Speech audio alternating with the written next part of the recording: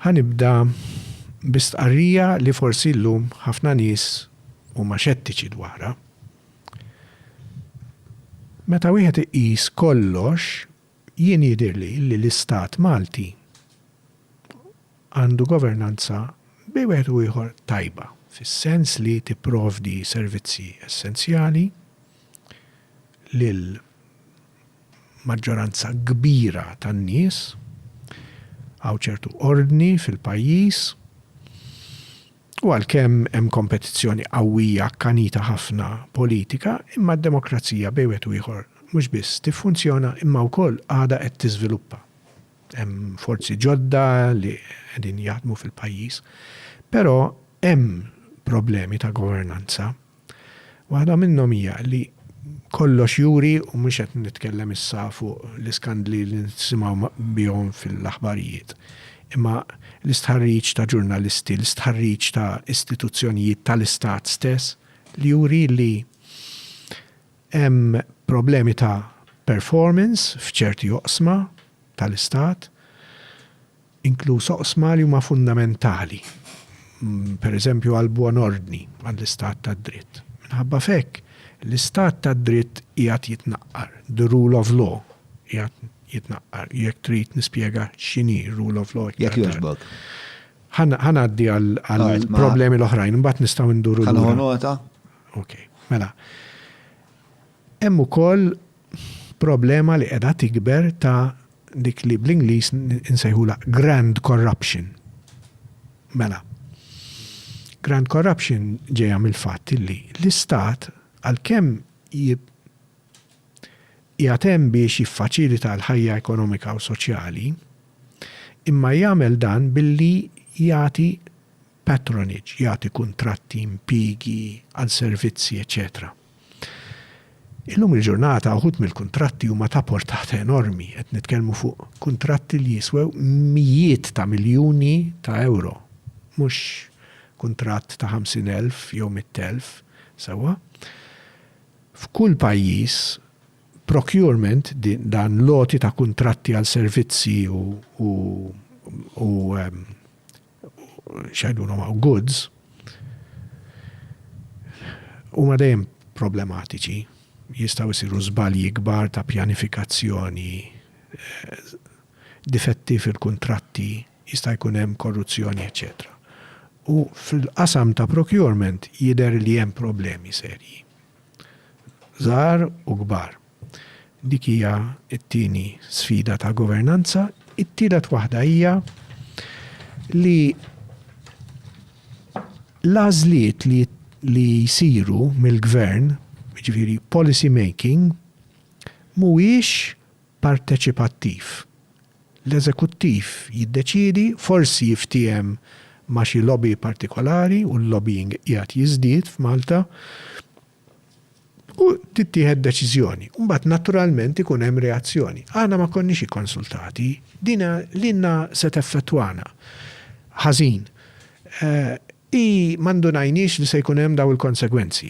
Kull darba li tiftaħ il-gazzetti jew tiftaħ it-televiżjoni jew tiftaħ il-Facebook u tibda tara il-konsegwenzi li mhumiex maħsubin ta' deċiżjonijiet li jittieħdu in kamera behind closed doors.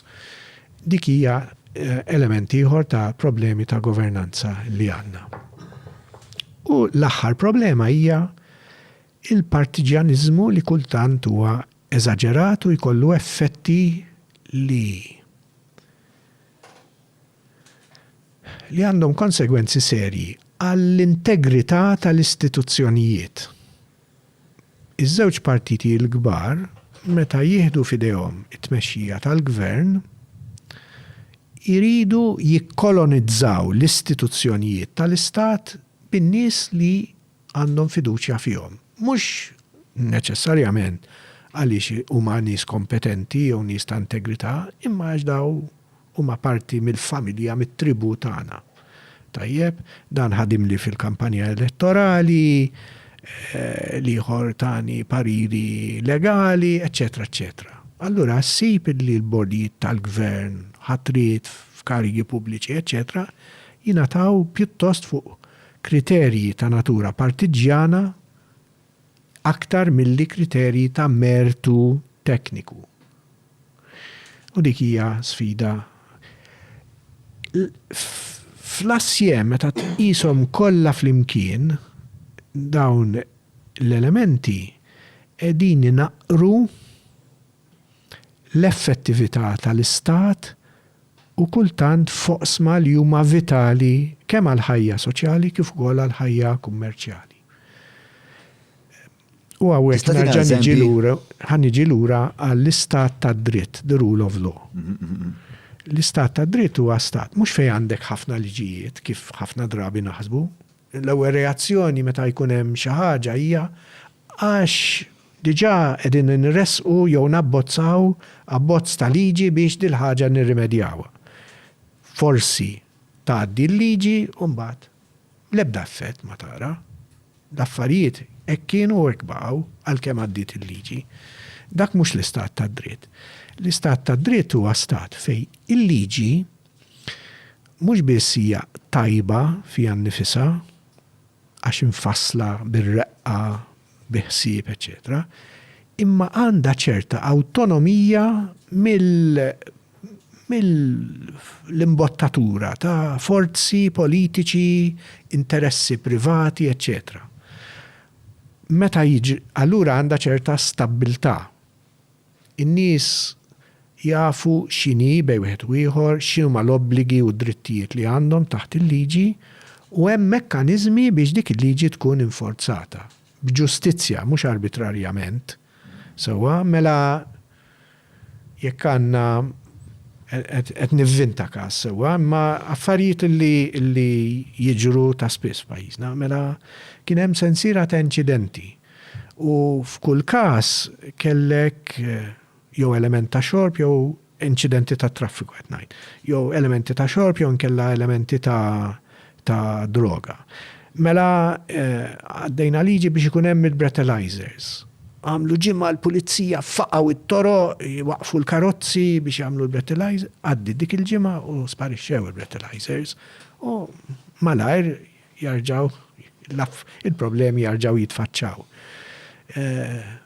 Kien hemm inċident gravi fuq post fej jittella bini jew jitwaqqa bini u għaddiet liġi malajr biex tiddefinixxi aħjar id-dmirijiet tal-periti, tas-site managers, eċetera, u l-kwistjonijiet ta' kumpens għal-ġirien u għal min ikun vittma ta' dan, jgħaddu ftit ġimgħat u tarġa'.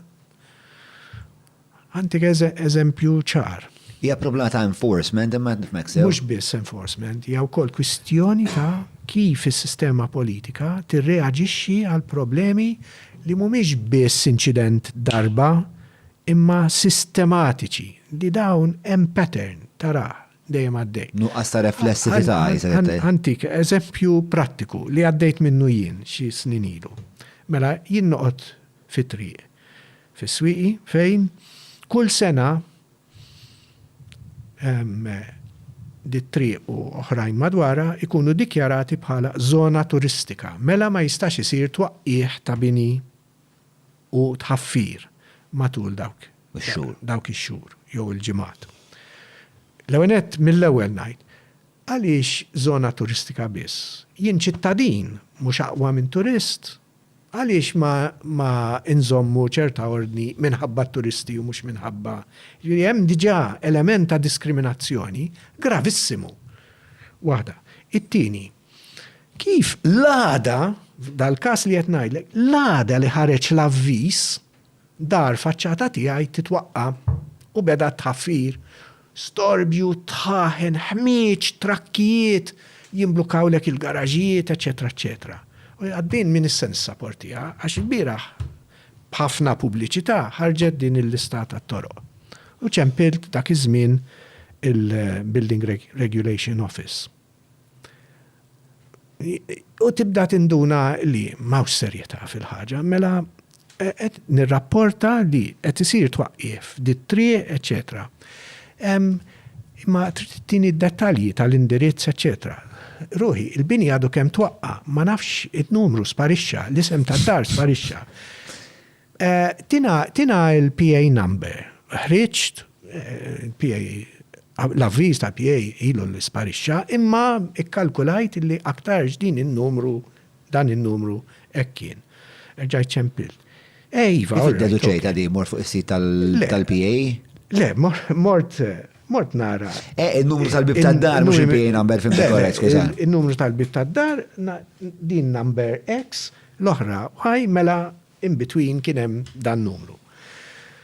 Ok, rġajt ċempilt, rġajt spiegajt l-uffiċjal, very polite, etc. Ħadli d-dettalji, etc. Inċemplulek, l-ura, unajdulek jekk ussew jew le. Ma ċemplux. Stennejt ġurnata, stennejt jumej. Rġajt ċempilt, l-ura. Iva bilħaq, aħna batna ta' l-ispetturi biex jaraw f'dak il-każ, kombinazzjoni, kien hemm eżenzjoni mill-avviż legali. Niftakar. Fuq li ma kriterja. Fuq li ma kriterji. Intom tridu tiddieħku bin-nies. Ma setax jispjegali l-kriterji. Jekk kienx hemm urġenza, jekk kienx hemm. L-għalli dik il-tweġiba. Tħossok insultat. Tħossok insultat, eżattament.